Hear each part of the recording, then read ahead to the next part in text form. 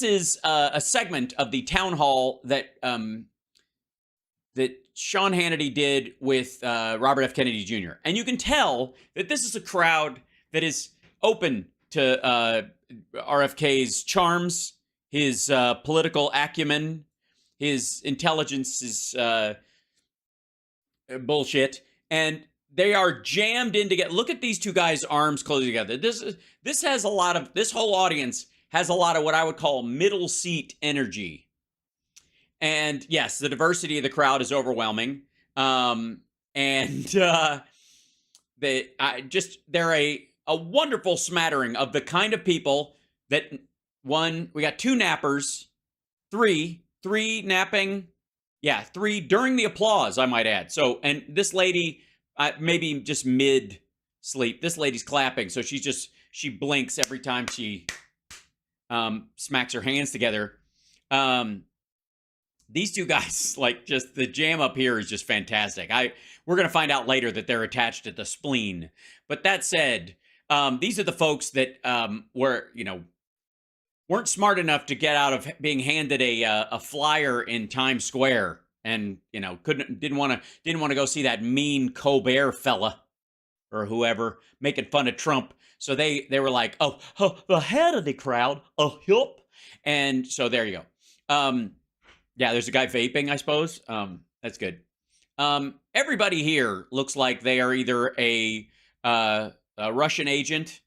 I'm Joe. I have question. I am Joe from Ohio, born and raised.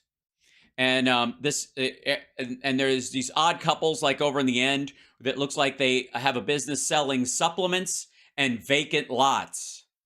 Jimmy, you got to realize vacant lot realty it's the future.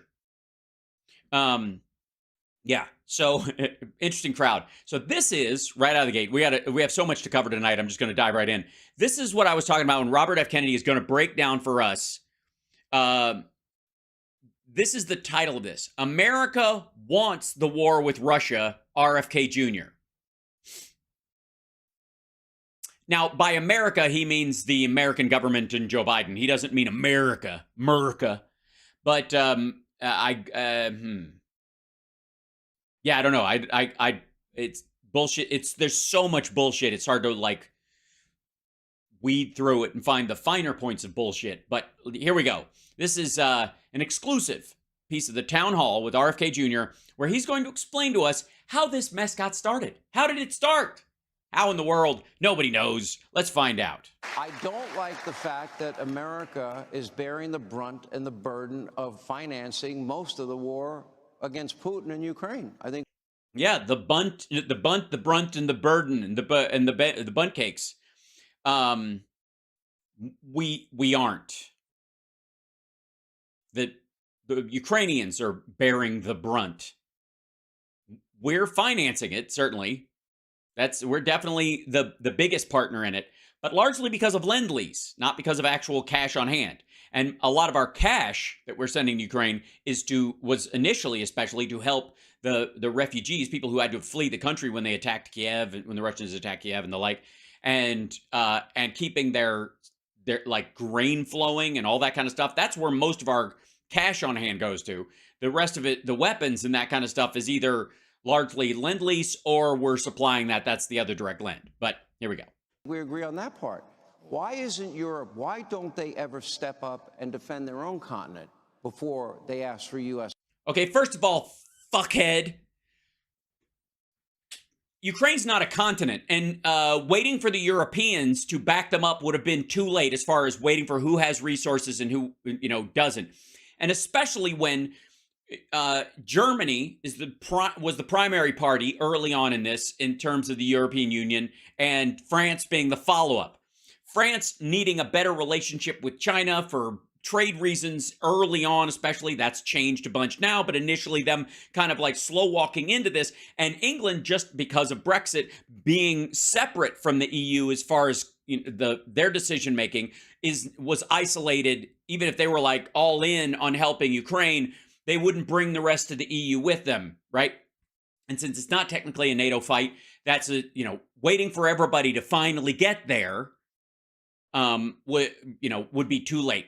Whereas the United States jumped right in because we actually give a shit and we have the means and wherewithal. Also, we were way ahead of everybody else in terms of functioning, recovery, and all that kind of stuff in terms of post-COVID. Also, this motherfucker does nothing all day except talk about European continental supremacy from a historical standpoint on his own. So, whatever. Involvement. And why would Joe Biden veto Poland giving Zelensky fighter jets to actually fight to win the war after they were invaded? Okay, first of all, you're asking the wrong question of him because he doesn't like any of it. And secondly, it was a matter of a range. And it wasn't that he wasn't vetoing them. Poland said, hey, you don't want to give them F-16s? Tell you what, give us F-16s and we'll give them MiGs. We'll pass along their shit and you backfill the stuff that we need for our part in NATO with your gear that we previously have not had. That's a huge deal. And the answer was no, especially early on when we were talking about it being a range war where we were worried that they would, in a vit of fellas jage, they would attack well into Russia. Well, the more disturbing thing is that on 2 occasions, the Russians tried to sign a peace agreement. No, there were actually 3 gatherings. At the first one, they tried to poison people. At the second one, they had a spy. And at the third one, they didn't show. With Zelensky. Do you trust Putin? Do I trust Putin? No, but that's not. Listen, I've litigated over 500 lawsuits. How many of them with a dictator that has rape squads? I'll wait. All of them end up with, or many of them end up with settlements or one kind or the other. I'm not gonna make it through this, am I? I'm just gonna feel like my head's gonna blow up. I'm gonna catch fire. My skin's crawling already. This motherfucker wants to make this just a legal dispute. That's what this is. You just settle. Saddle. You settle. Yeah, that's what that's a plan. That's a great. You settle with the people who the last time you settled backed up and tried again. Ask the Georgians how that fucking works. And you never trust the guy on the other side. You use language art, and you use the design of agreement. So Ukraine to the design of agreement. You use language art and the design of agreement. It's adorable. Are there bows involved? There's little birdies, aren't there? appease Putin, who I think is evil. They've already given up Crimea. It was annexed. So what? Now they have to give up the Donbass area. Ukraine, because of our pushing the Ukraine into the war on 2 occasions. Okay. First of all, fuck you. Next. We pushed them into it, or did Putin? In 2019, we pushed them into the war. In 2019. Zelensky was elected in 2019. So just how do we push them into the war? By allowing the Ukrainians to elect a Jew? Is that what it is? Fucking hell. Let me tell you, let me answer your question. Yeah. Okay. Here he is. This is how it started. Yeah, some of you don't know how this started. You think you've done the reading. Apparently not. In 2019, France, Germany, and Russia all agreed to the Minsk Accords.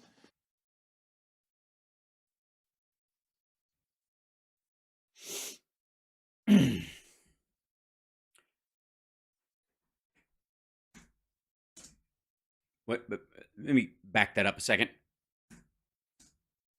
What was that? Well, let me tell you. Let me answer your question. Yeah.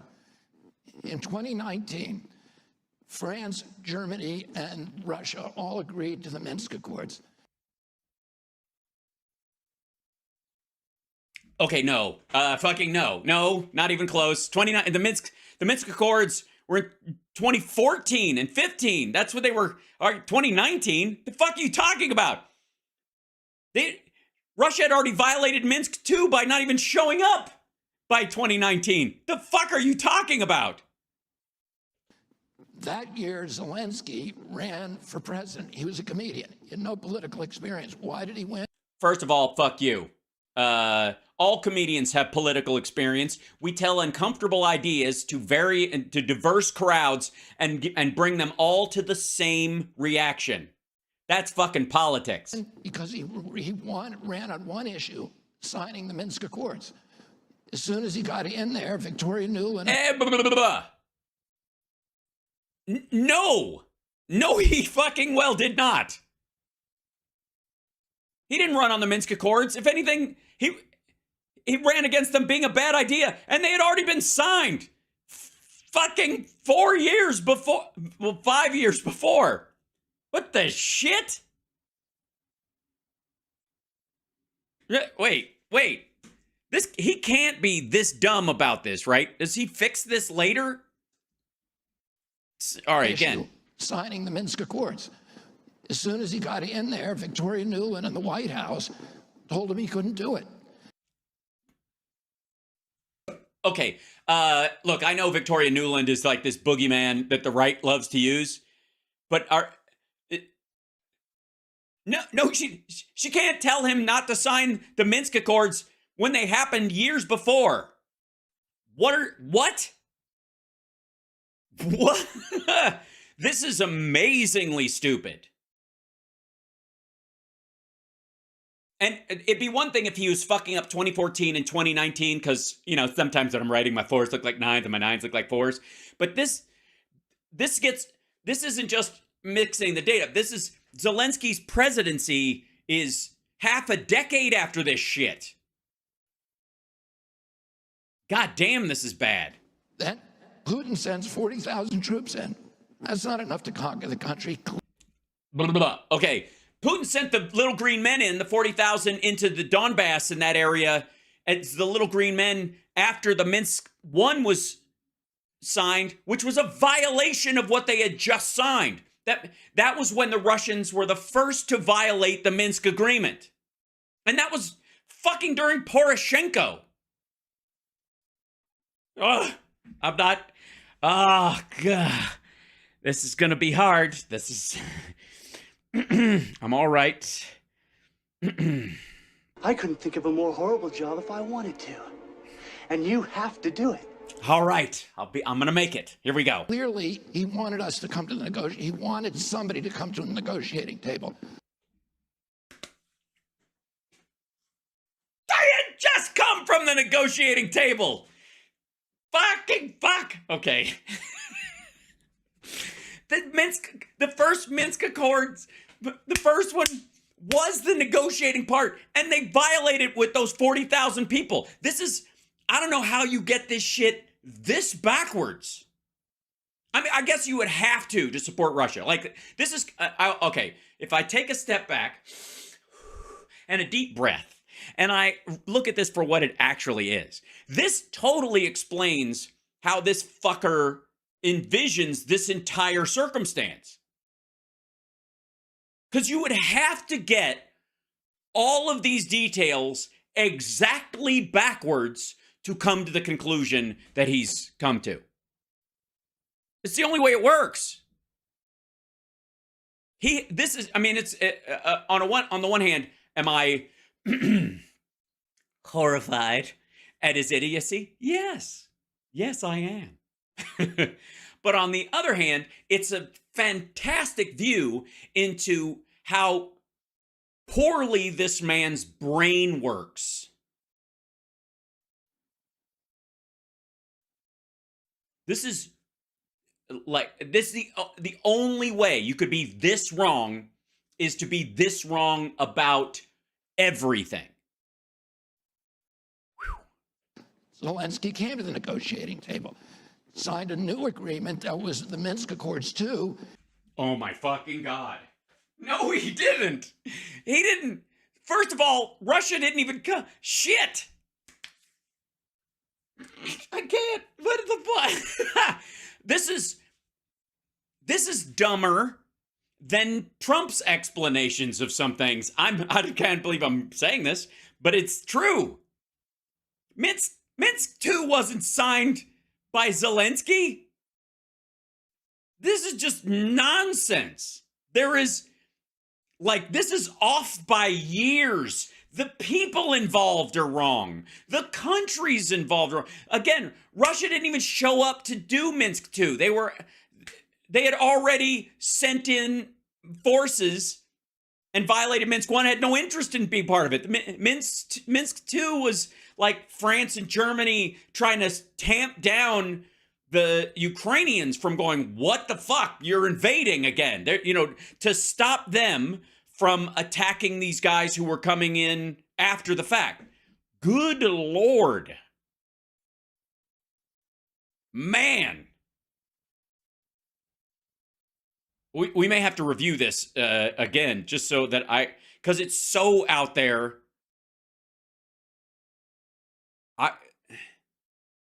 I don't know. This is almost indescribably wrong. In 2022, and that would have allowed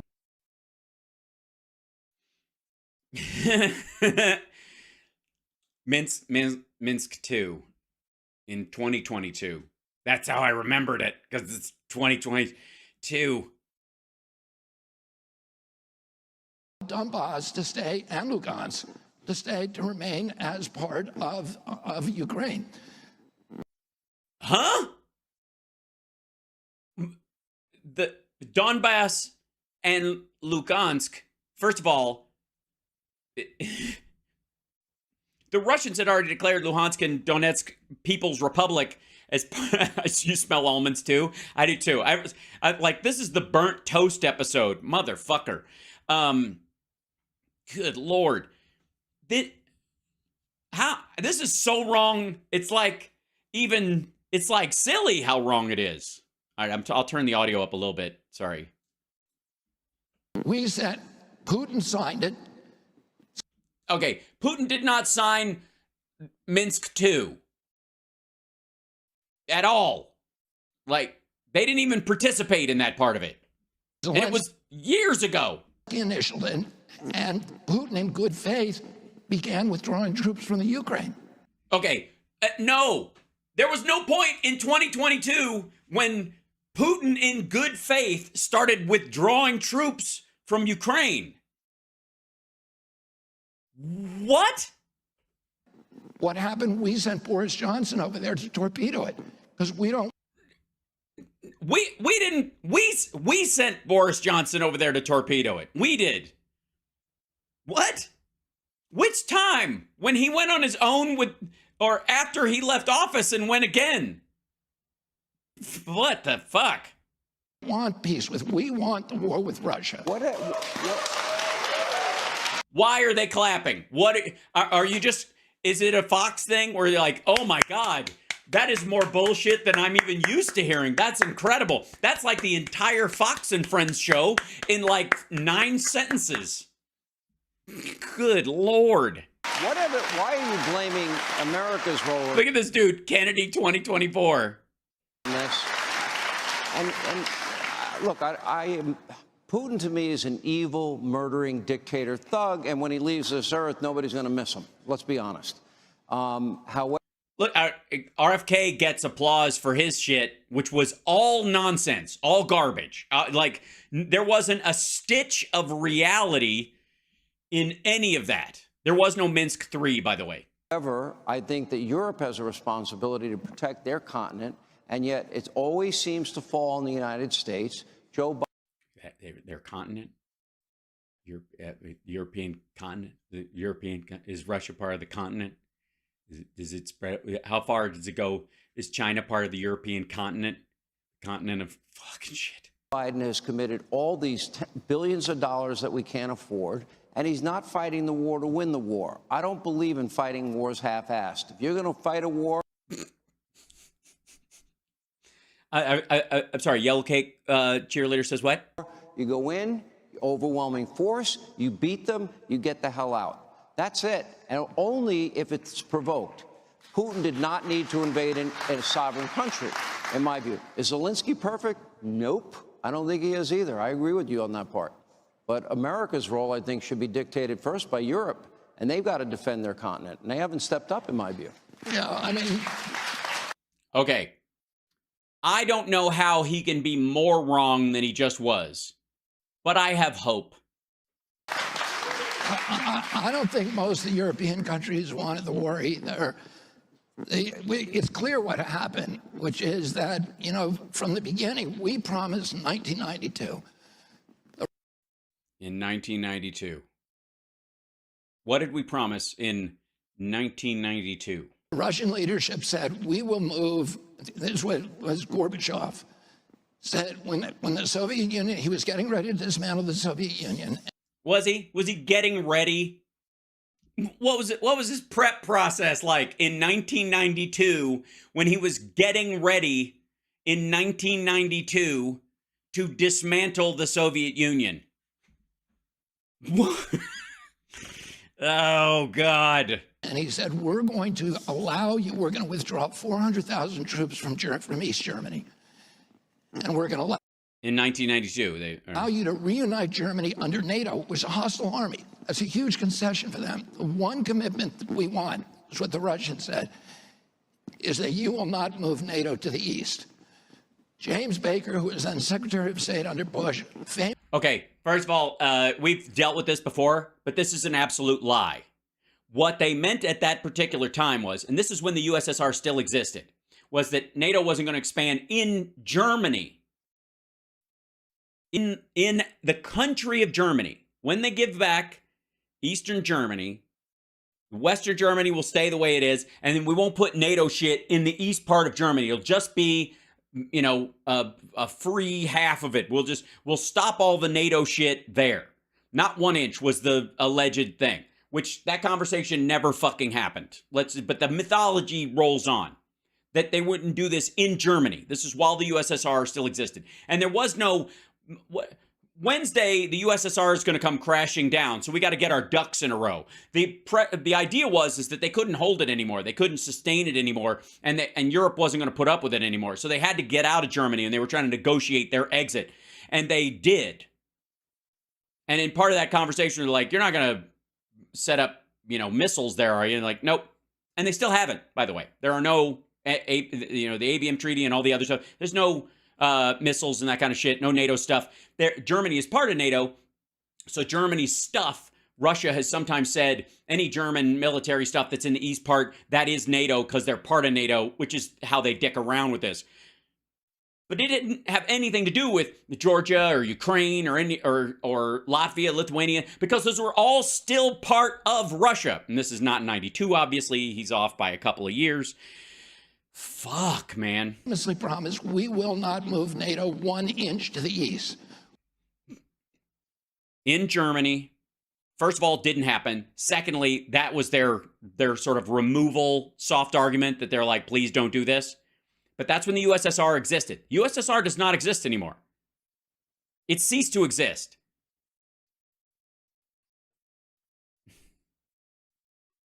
They didn't even have the same functioning type of government after that point. Well, since then, we've moved in 1,000 miles in 14 countries. Now, when we started that plan in Okay, no, we didn't. We did not do anything. We did not knock on doors like a fucking Fuller brush salesman or a Tupperware salesman and go, hey, would you like to join NATO? They joined as soon as they could because they feared Russia building up and coming for them again. And especially after Chechnya and then Georgia and then Ukraine. Does he think, I mean, we don't even have to look at a decade-old analogy around this, or 2 decades old, or 2.5 decades old analogy about this. Why the fuck does he think Finland and Sweden want to join? Does he think it's because we came a knocking? We're like, hey, you want to chip in, 2 to 6% of your military into NATO going forward? No, they went, we don't trust these motherfuckers. We want in, because unless we're in, these assholes will attack us. Good Lord. 1997, Bill Perry, who was the Secretary of Defense under Clinton, said to the Clinton administration, if you move NATO to the east, I'm resigning because you are forcing the Russians to come to war with us. George Kennan was the most important diplomat in American history, the architect of the containment policy during World War II, said the same thing. You do not need to make Hang on. Also, part of the reason these motherfuckers were worried about this because this was part of the process of giving Ukraine's nukes back to Russia. That was also part of their complaint. It wasn't that because Ukraine wasn't going to join NATO at that point, but we're in the process of giving them, like NATO-like protection, like first front of protection, because we were saying, okay, get rid of your nukes, because this was all about nuclear deproliferation. An enemy out of Russia. Russia should be treated the way we won the Cold War. It gets complicated. Let me ask you a question. First of all, it's not complicated. It's fucking sausage. I don't know where the fuck this guy's dates and times and ideas about this. It's honest to God, this is the kind of thing you would have if you had an AI chatbot that spoke your Twitter doom scroll as you just went by like that. If you just zipped it by and it just grabbed whatever crazy bullshit was in there about this topic. China's been showing nothing but hostility. COVID, intellectual property theft, unfair trade practices. They've been confronting our Navy ships in international waterways. They've been confronting our fighter jets in international airways. They had the airways, waterways, international waters, airspace. Never mind. This is the least of our worries. Spy drone fly all around the country, and no, Joe didn't shoot it down. We didn't have a spy drone fly all around the country. There was a balloon drifting over the country. We blocked everything it was transmitting, and we shot it down over the water and have it. Oh, God. They threatened to shoot hypersonic missiles at the U.S. They're threatening to take out Taiwan and take over Taiwan. They call it reunification. If you're president, would you come to the defense of Taiwan, our ally? Well, no presidential candidate with any prudence would answer that question. Jesus Christ.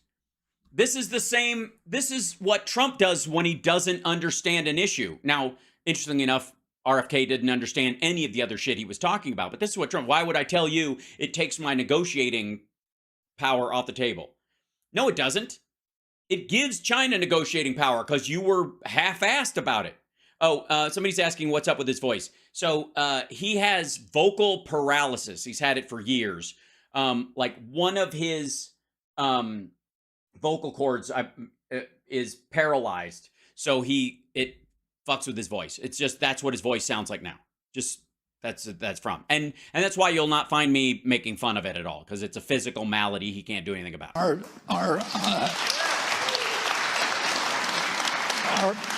Our policy towards Taiwan is strategic ambiguity, and that makes a lot of sense. You don't want to project your enemy what you're going to do in a certain case, or embolden your friends to go to war thinking that you're going to support them. So, all right, yeah. Okay, how does that make sense? So the idea is that you don't say you're going to defend Taiwan if it's attacked by China, not in general, not putting troops there beforehand, not encircling it, or, what kind of embargo you would put on sea lanes and the like around that. No, his argument is don't give Japan the leeway to attack China over Taiwan.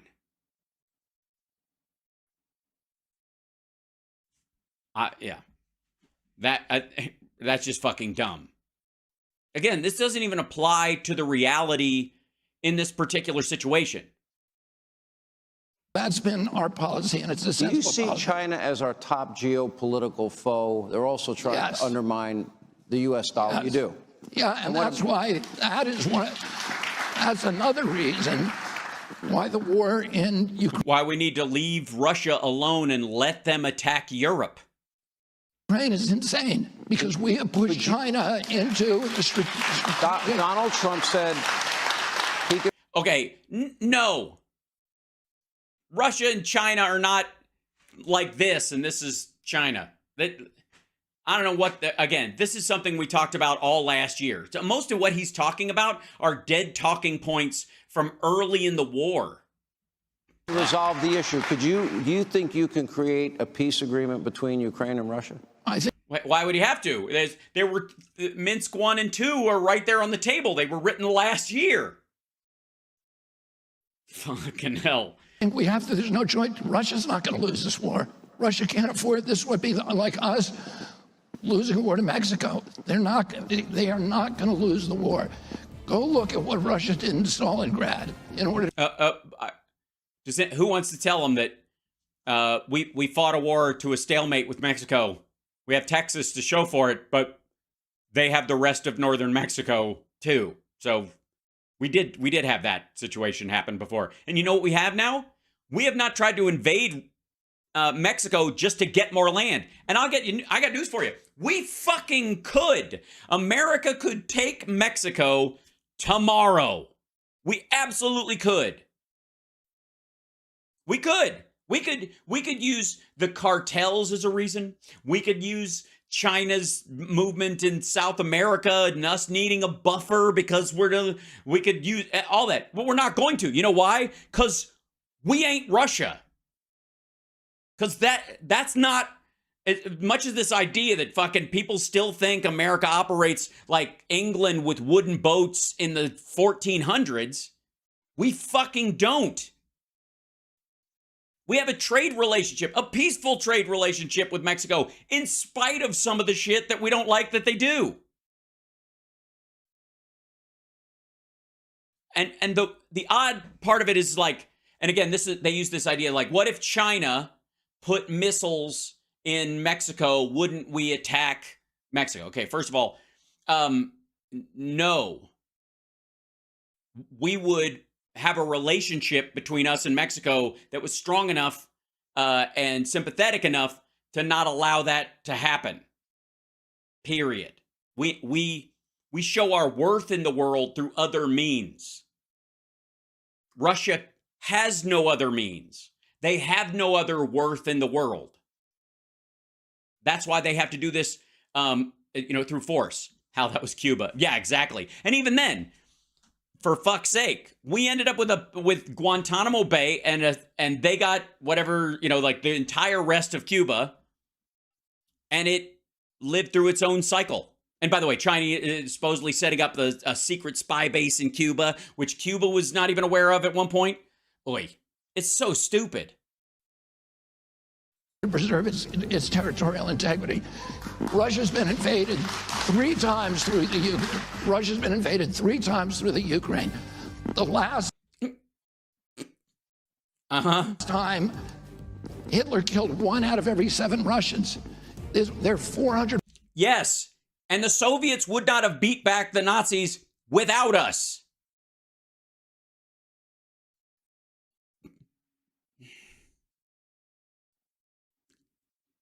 Does anybody... All right, hold on. I gotta...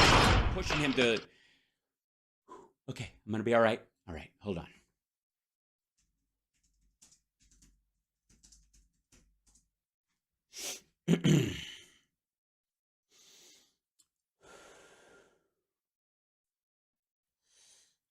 There is... Let's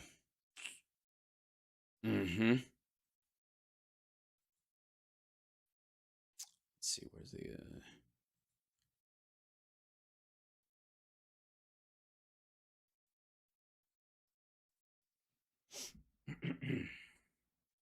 Let me see if I can find this one page.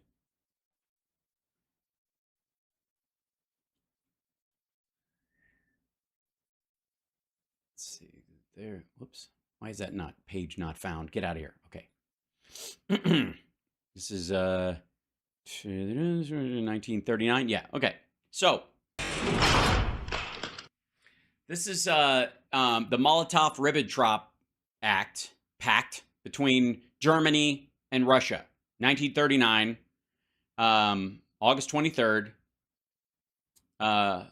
Joachim von Ribbentrop and Soviet Foreign Minister Vyacheslav Molotov was officially known as the Treaty of Non-Aggression between Germany and the Union of Soviet Socialist Republics. Unofficially, it's also been referred to as the Hitler-Stalin Pact, the Nazi-Soviet Pact, or the Nazi-Soviet Alliance. This precedes the last time they were attacked. Shall we? The treaty was the culmination of negotiations for an economic agreement between the USSR and Nazi Germany, which Soviets used to obtain a political agreement. On August 22nd, Ribbentrop flew to Moscow to finalize the treaty, which the Soviets had sought before with Britain and France. The Molotov-Ribbentrop Pact, signed the next day, guaranteed peace between the parties and was a commitment neither government would aid or ally itself with the enemy of the other. In addition to the publicly announced stipulations of non-aggression, the treaty included the secret protocol, which defined the borders of Soviet and German spheres of influence across Poland, Lithuania, Latvia, Estonia, and Finland. The secret protocol was also recognized the interests of Lithuania in the Vilnius region, and Germany declared its complete uninterest in Bessarabia.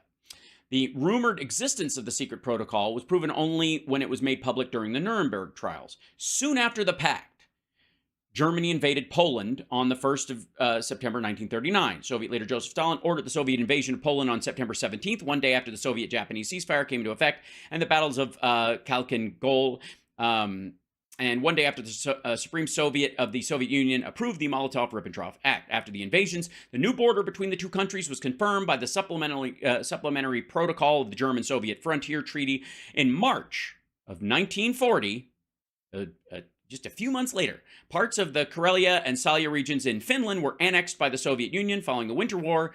You might stack that into the reasons why Finland is in the fuck this category of Russian aggression. They partnered with the Nazis so they could attack Finland, in part. The Soviet annexation of Estonia, Latvia, Lithuania, and parts of Romania, Bessarabia, northern Bukovina, and the Herzegovina region followed. The Soviets used concern for ethnic Ukrainians and Belarusians as a pretext for their invasion of Poland. Stalin's invasion of Bukovina in 1940 violated the pact, since it went beyond the Soviet sphere of influence that had been agreed to with the Axis. The territories of Poland, annexed by the Soviet Union following the 1939 Soviet invasion east of the Curzon Line, remained in the Soviet Union after the war and are now in Ukraine and Belarus. Vilnius was given to Lithuania. Only Podlaski was a small part of Galicia on the San River around blah, blah, blah. Okay. The territories annexed there. The pact was terminated on the 22nd of June 1941 when Germany launched Operation Barbarossa and invaded the Soviet Union in the pursuit of the ideological goal of Liebestraum. The Anglo-Soviet agreement succeeded it. After the war, Ribbentrop was convicted of war crimes, and the Nuremberg trials were executed. Molotov died in 1986.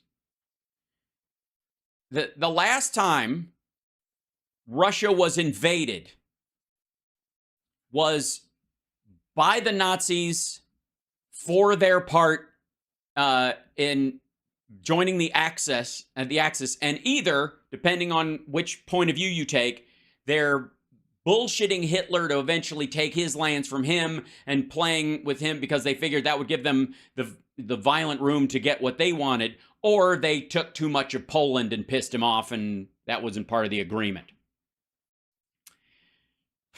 Fucking hell. So the idea that that the Soviet Union, Lebensraum, which sounds like a sausage, I gotta say, with liverwurst in it, like a mushy sausage. That's what I think.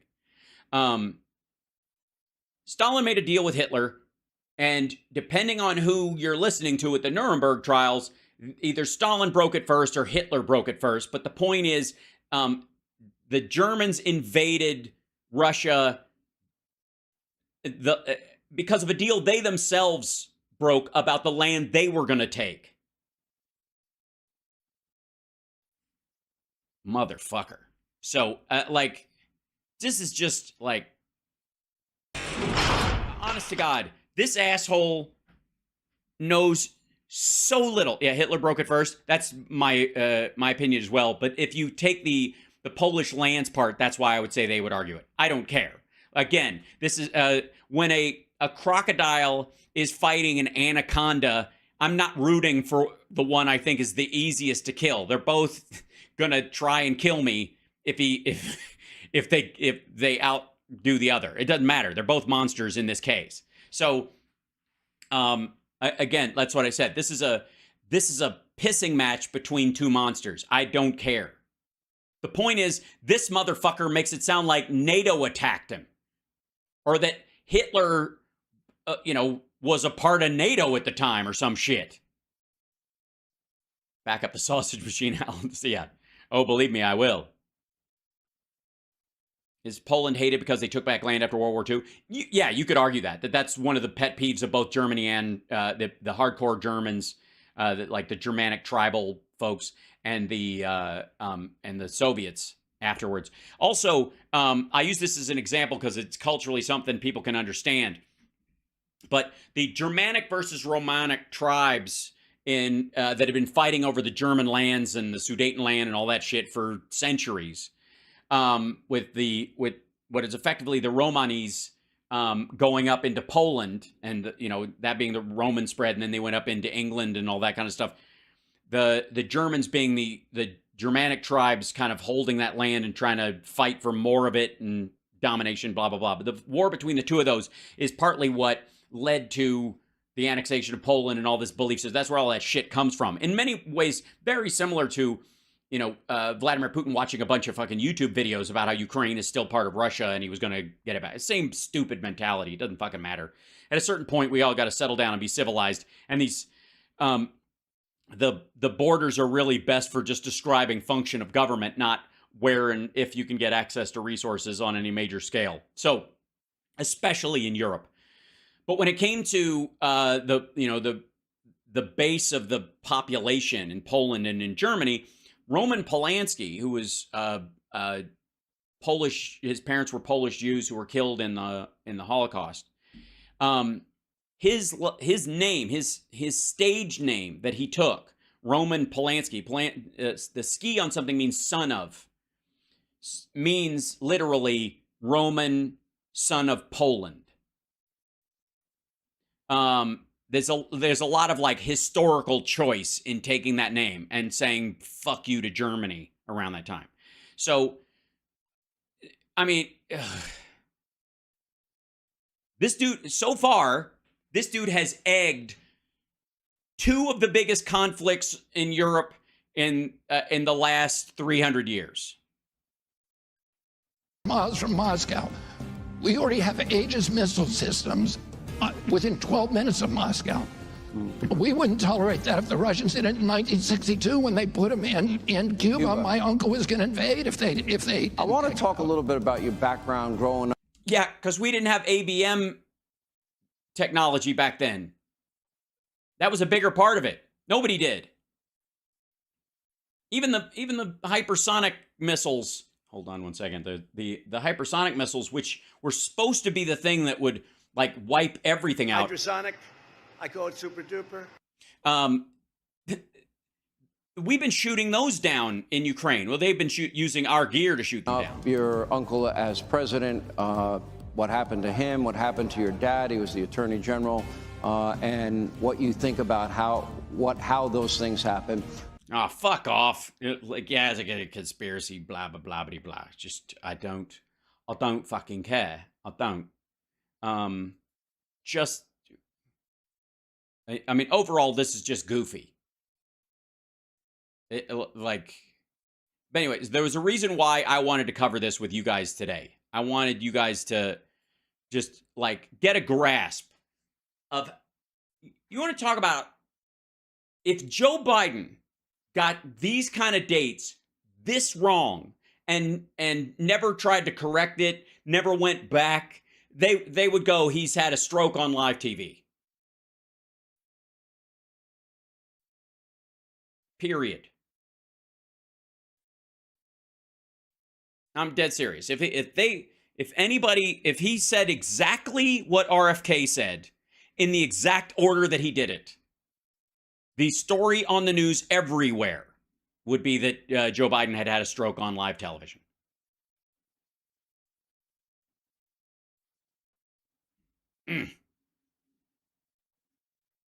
Yeah, just Christ almighty. Also not a Democrat, period, end of story.